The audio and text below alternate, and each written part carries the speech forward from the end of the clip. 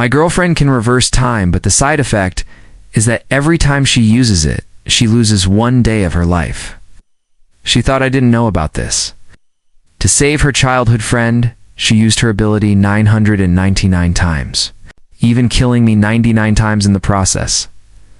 On the 1000th time, I just couldn't take it anymore. I said, "Monica, stop. I know it's convenient, but I really can't eat instant noodles for breakfast anymore. Not even leaving me a single packet of seasoning. Not even a dog would eat it." I stared at the clean bowl of unseasoned noodles on the table in front of me while Monica Liu was in the kitchen making lunch for her childhood friend, Tang. I sighed. Looks like we've gone back to yesterday again, I thought.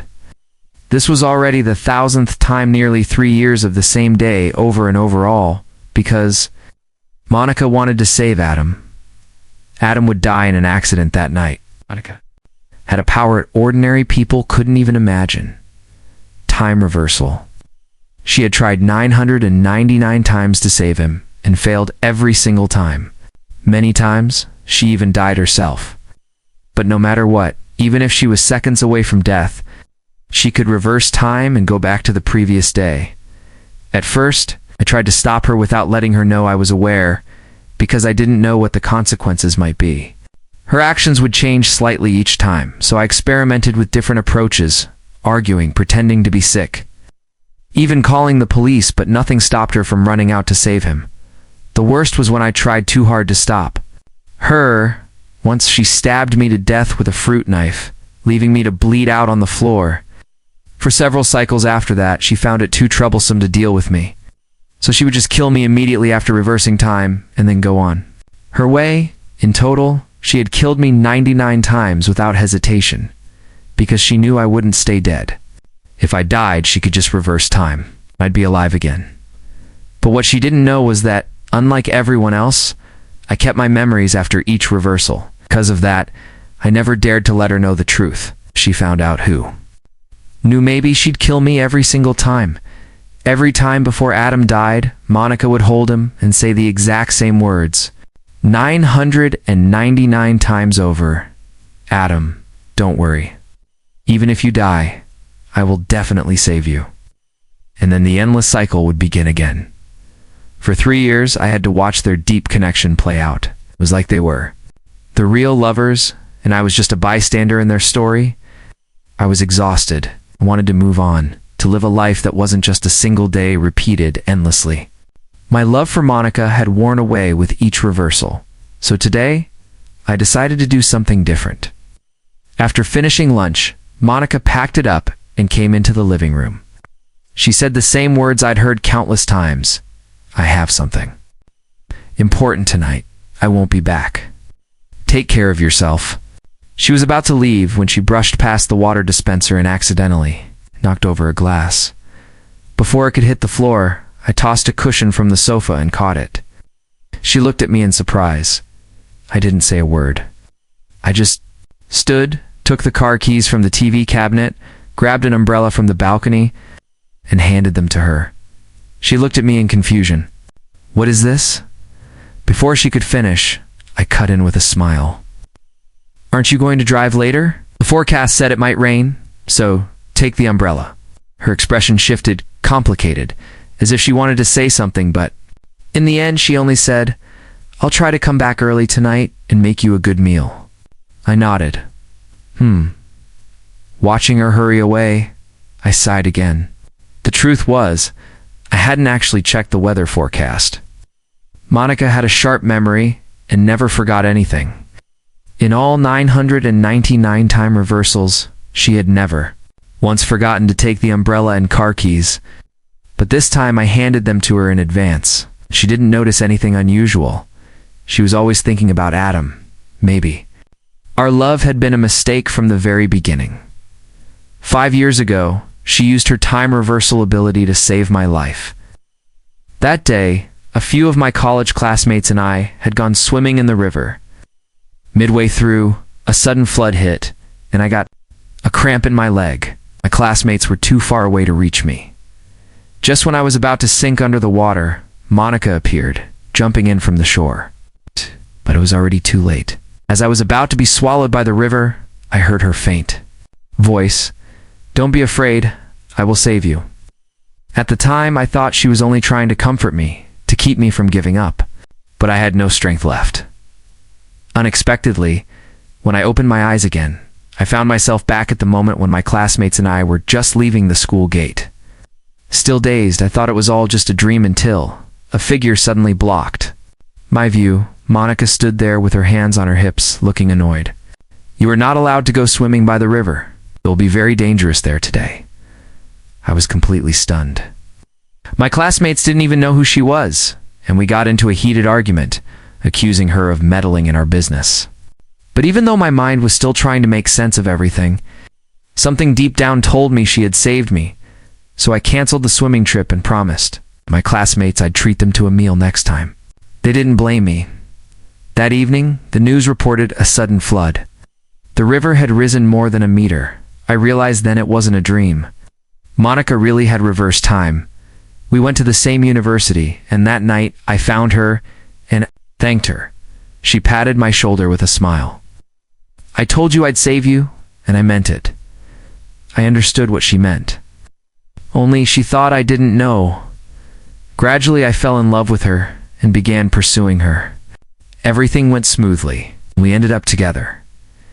Because she had saved my life and was now my girlfriend, I gave her all my heart. I was determined to spend my life with her. But Adam's appearance shattered all of that happiness. Although they were close, sometimes even a bit too intimate, I still trusted her. But when Adam died in a car accident that night, a rift formed between us. With every reversal of time, that rift only grew deeper. To the outside world, we were still seen as an enviable couple. But while only a single day seemed to pass for others, for us it had already been 999 days.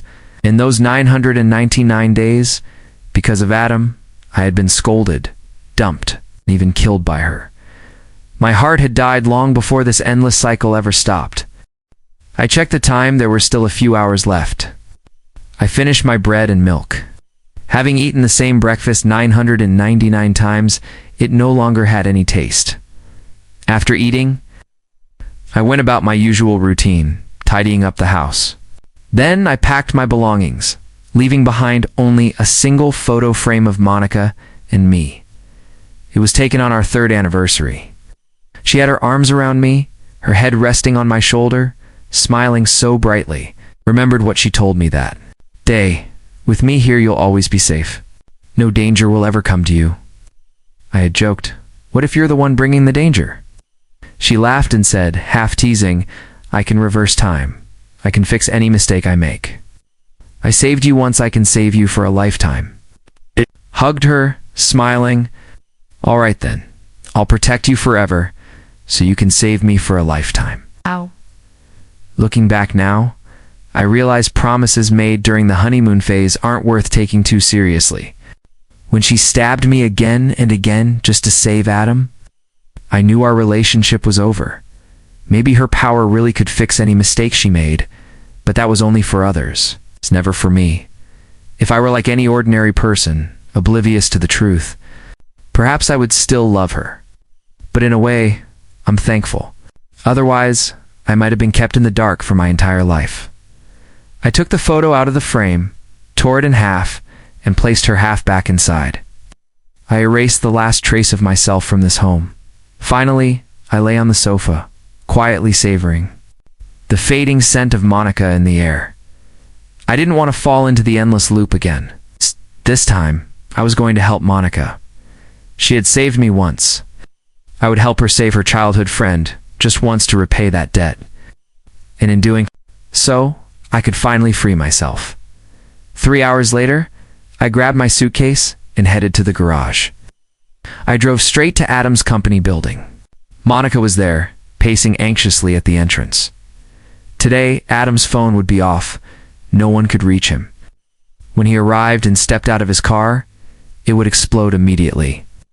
A bomb had been planted underneath. In the past 999 attempts, Monica had tried everything she could think of. But she was never able to reach Adam in time, and she had never been able to save him. The moment Adam died, she would reverse time again. If only Monica had stopped to think things through. Investigated more carefully, she could have saved him. But maybe this is what they call being blinded by love. Seeing her there at the entrance, unprepared. I knew that in just a few hours she would once again send us back to noon today. I parked my car and walked toward her. When she saw me, Monica froze, a flicker of panic flashing across her face. Why are you here?" she asked. I handed her a jacket. "You forgot it's going to rain today. It'll get cold." I handed her the jacket. "I brought this so you wouldn't catch a cold." She took it, looking a little guilty. Thank you." She probably hadn't expected me to show up here after all. She'd never told me where she was going. But she didn't seem to notice that something was different about me. Not that it mattered anymore. I looked at her and smiled. When did we become so distant that we're saying thank you to each other? She froze again, silent. I didn't press her. Instead, I reached into the car and pulled out a box. Her brows furrowed. "What's that?" "Nothing," I said, shaking my head. "Just something I'm delivering for a friend who works here." Her mind was clearly still on Adam, so she didn't think much of it. She simply told me to go back home. I glanced at my watch. "I'll stay with you. You never know what might happen, right?" A hint of surprise flickered in her eyes, but it vanished as quickly as it appeared. She said coldly, "I told you to go back, so go back." I didn't answer. I just leaned against the building wall behind me. "Crazy. Stay if you want. But if something happens, don't expect me to save you." She shouted at me a few more times, but when I didn't react, she gave up. After all, she could reverse time. As long as she found a way to save Adam, even if I died here, she could just start over. My life or death didn't matter to her anymore. The woman who once promised she'd save me for a lifetime now through insults at Mand had even tried to kill me. Why would she care about one more accident? Before long, a few people she had called arrived. They were the ones she'd sent to investigate who was behind Adam's setup. Every time, she arranged for different people to check from different angles, but with only a single day to work with, and before anything had even happened, what could they possibly find? From the frown on her face, I could tell she had failed. Again, there was nothing. Not long after, the clock struck 8. A black sedan approached from the distance. It was Adam's car. Monica spotted it instantly. As soon as it stopped, she rushed forward. "Adam, run. There's a bomb."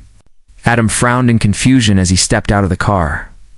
But the driver, realizing someone was warning them, knew they'd been exposed. He climbed from the driver's seat into the back, pulled out a gun, took Adam and the company's boss hostage. "Don't come any closer. If you do, I'll kill them." Monica froze.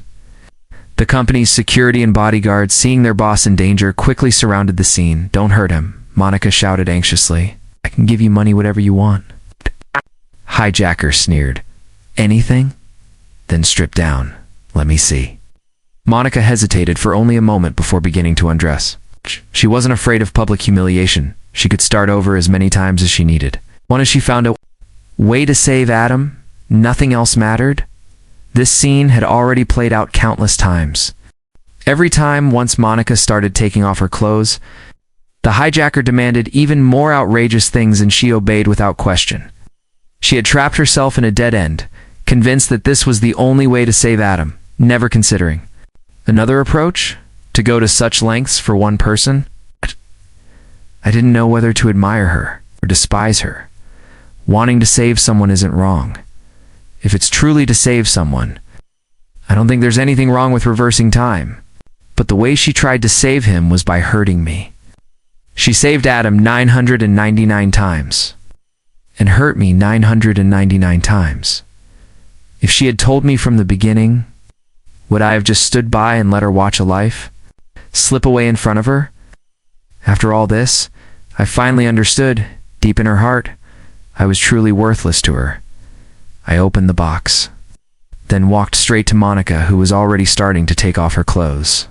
I grabbed her arm. "You don't have to do this." She struggled, but my grip didn't budge. "What are you doing? If I don't take them off, Adam will die." "He won't die," I said calmly. "That hijacker doesn't have the ability to kill him." My words infuriated the hijacker. With his free hand, he pulled a remote detonator from his pocket. Damn it, let's see if I can or not. There's a bomb under the car if I press this. Not only will they die, but everyone here will die. Monica's face turned pale. No, I'll take them off. She tried to wrench her arm free, but she wasn't strong enough. When that failed, she slapped me hard across the face. Enough. Let go. The sting on my cheek was nothing compared to the ache in my chest. I sneered. You're my girlfriend. Do you think I'd let you strip in public and let other men look at you? She shoved me, and my grip loosened. She instantly snapped. Then let's break up right now. I'm not your girlfriend anymore. This is my body. I can show it to whoever I want. Looking at her desperate expression, I smiled. Fine, we've broken up. Her eyes froze at my words. I walked right past her toward the hijacker. If you blow that bomb, you'll die too, I said. Do you dare press it? See if I dare? The hijacker roared. Adam shouted anxiously. Charlie, stop provoking him. If the bomb goes off, we'll all die. I ignored him, coward. I don't believe you'll press it. Pressing it means dying with us. You're just putting on a show. The hijacker's face twisted with rage. He slammed the button on the remote. Behind me, Monica screamed, no. But a second later, nothing happened. The hijacker froze. Everyone stared in shock. He was the first to speak. Why didn't it explode? I smiled faintly. Haven't you heard of signal jammers? Out of the corner of my eye, I saw Monica's face. She remembered the box I had taken out of the car earlier. Now it was the hijacker who looked nervous. I tightened his grip around Adam's neck and pressed the gun against his temple. I don't believe you can stop bullets too. Monica rushed forward, but I caught her with one hand. She kicked, punched, and cursed at me. Double quotes, Charlie. You bastard. Let me go. I have to save Adam. A gunshot. Monica froze. A figure staggered, collapsed. It wasn't Adam, it was the hijacker. I let go of Monica, and she immediately ran to Adam, wrapping her arms tightly around him. Adam, I finally saved you. For a moment, I felt an odd sense of relief. Uniformed officers swarmed the area, and among them, a man with a sniper rifle stepped forward. He was the one who had taken the shot. I had called the police ahead of time. Once they confirmed the hijacker couldn't detonate the bomb, the officer didn't hesitate. He took the shot, watching Adam and Monica hugging each other and crying. I let out a long sigh. Monica, I've helped you save him, repaying you. For the time you saved me from the river, I owed you my life, and now I've returned it. From this moment on, we have no more ties. Her face changed instantly. She quickly let go of Adam and stared at me, her voice trembling. You knew? She swallowed hard before continuing, then before. I cut her off before she could finish. 999 times. I remember everything. But I don't blame you. I just hope that from now on, you won't disturb me anymore. These 999 days, I've had enough. With that, I turned to leave. Eating the same bland noodles for 999 days, anyone would lose their mind. As I walked away, Monica stood up and grabbed me. Tightly, Charlie. I'm sorry. I gently removed her hand and looked at her. You don't need to apologize. You didn't do anything wrong. You saved me, and you also killed me. We're even. I've already taken all my things from the house. It's yours now. I'm leaving. She shook her head frantically and threw her arms around me. I won't let you go. Don't you want me anymore? Didn't you say you'd marry me? Protect me for a lifetime? Never break up? You're going back on your word. I softly pushed her away and wiped her tears, smiling faintly. But you were the first to go back on your word. Just now, you said you wanted to break up? We already have. Her sobbing stopped abruptly. I noticed fine lines on her face. She looked 3 or 4 years older than the woman. I first remembered. Use your ability less from now on, I told her quietly. Live a good life with Adam. And with that, I turned and walked away. I was brought to the station for questioning. Since I had called the police in advance, told them exactly when to arrive, and asked them to bring a sniper rifle. They were naturally curious about where I'd gotten my information. I brushed it off with a vague answer. After all, life was at stake, and it was because of me that a disaster was avoided this time. When I finally left the station, it was exactly 11:30 p.m. I still had time. I drove quickly to a cafe across the street from where the earlier incident had happened. Stopping in front of the fountain outside the cafe, I spotted a woman in a white dress standing there. Her name was Hannah. The owner of the cafe. I ran to her and pulled her aside just in time. A second later, a flower pot crashed down from above, smashing into the spot where she had been standing. I glanced at the time. 11:51 p.m. Perfect timing. The very first time Monica used time reversal and failed to save Adam. We had a huge fight. I'd been in a bad mood and came to this cafe for coffee. That's when I saw Hannah killed by a flower pot, accidentally knocked over by a resident upstairs. The second time Monica failed to save Adam, I came earlier, hoping to save her. And every time after that, except for the times Monica killed me with a knife, 5 managed to rescue her, became a habit, and each time, she would thank me with a cup of coffee. We'd always sit and talk for a few minutes, although our time together was short. Our conversations were always warm and pleasant. She was the only glimmer of hope that kept me going through the 1,000 loops. This time, Hannah smiled at me again. Thank you. Without you, I might have died. Why don't I treat you to a cup of coffee? I glanced at the time, almost midnight, and shook my head with a small smile.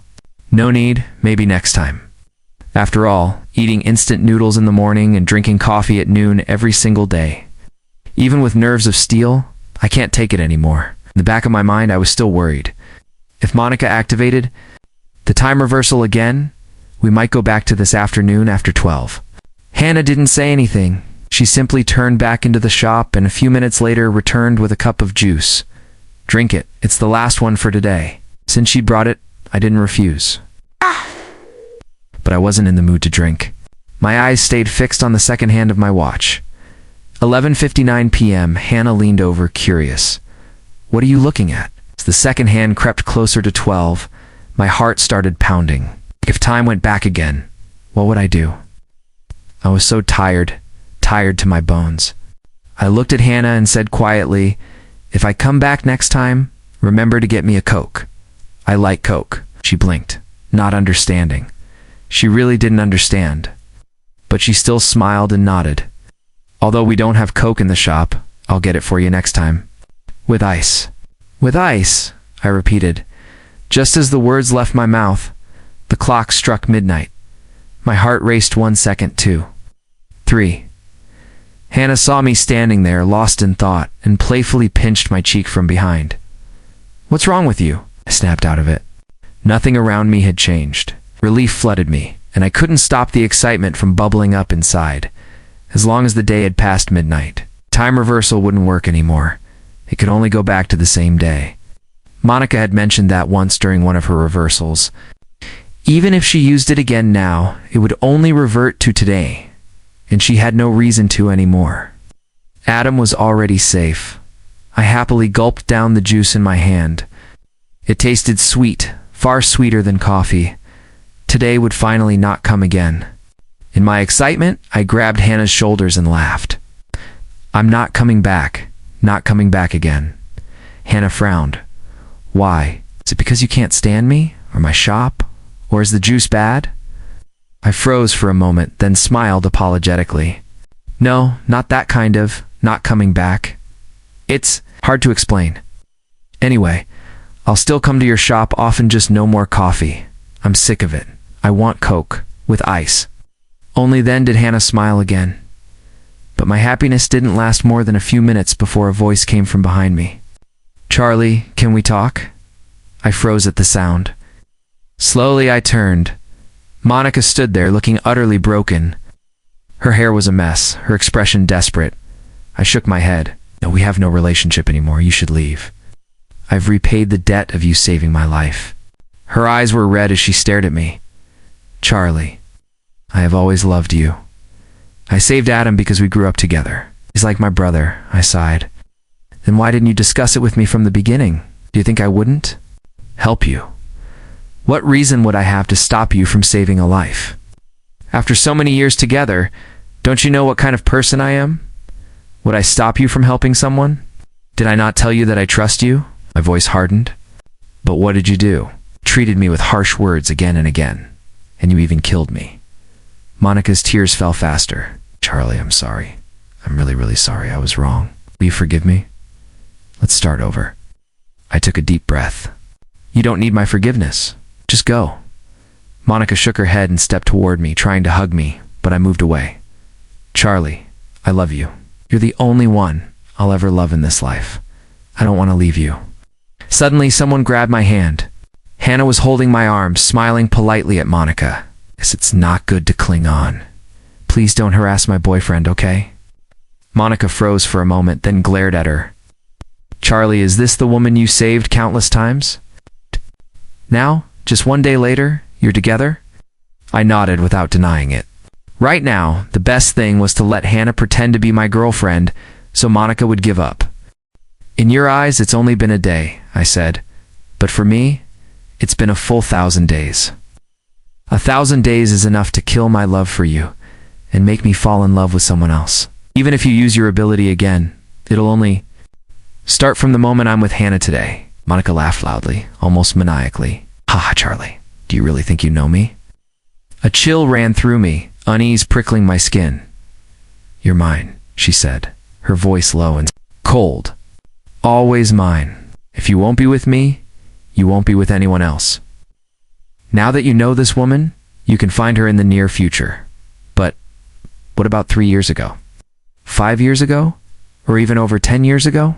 My face went pale. Monica's smile twisted into something darker.